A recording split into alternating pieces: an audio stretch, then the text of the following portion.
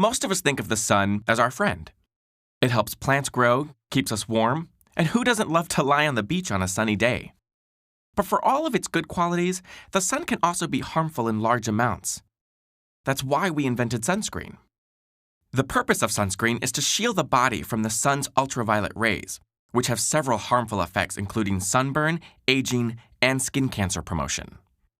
These rays are separated by their different wavelengths into types such as UVA and UVB, which exert a variety of effects in the skin due to the absorption patterns of chromophores, the parts of the molecules responsible for their color. The primary two chromophores are hemoglobin, found in our red blood cells, and melanin, which gives our skin its pigment. We know that UVB rays cause the skin to burn.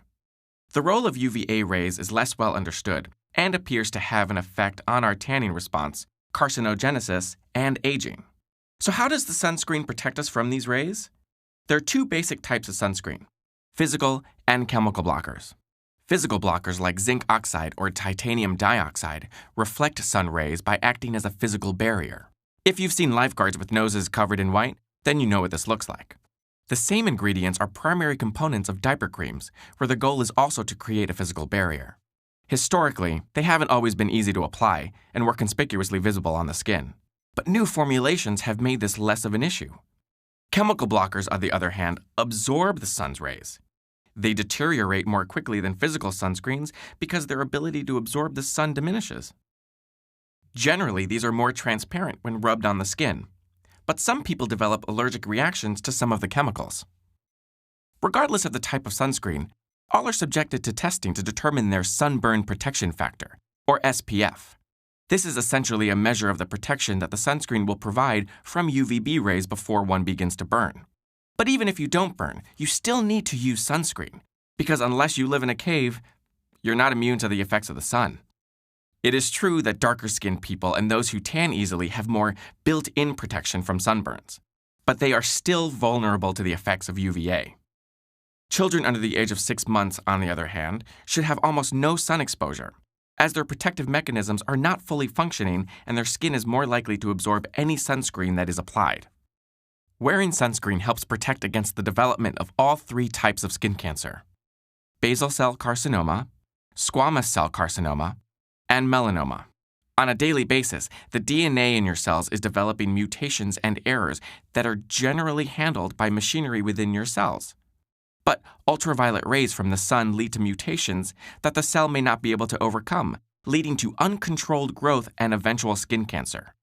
The scariest thing about this is that usually you can't even see it happening until it's too late.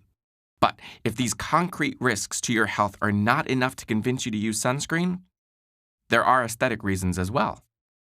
Along with cigarette smoking, sun damage is the leading cause of premature aging. Photoaging from chronic sun exposure leads to a loss of elasticity in the skin. In other words, making it look saggy. Take a look at this truck driver whose left side was chronically exposed to the sun and notice the difference. This is an important point. Car windows block UVB, the burn rays, but not UVA, the aging rays. It is recommended to use sunscreen daily, but you should pay special attention before prolonged sun exposure, or when at the beach or among snow, since the reflectivity of water and ice amplifies the sun's rays. For these cases, apply about an ounce 15 to 30 minutes before you go out, and once again soon after you get outside. After that, you should reapply it every 2 to 3 hours, especially after swimming or sweating. Otherwise, you should wear protective clothing with ultraviolet protection factor, or UPF. Stay in shaded areas such as under trees or an umbrella, and avoid the sun at the peak hours of 10 a.m. to 4 p.m. And what's the best kind of sunscreen? Everyone will have their preference, but look for the following things: broad spectrum, SPF of at least 30, and water resistant. A light moisturizer with SPF 30 should be good for daily use. Take note if you decide to use a spray. They take several coats to effectively cover your skin, like painting a wall with a spray can versus a paintbrush. So, enjoy the sun, but enjoy it with sunscreen.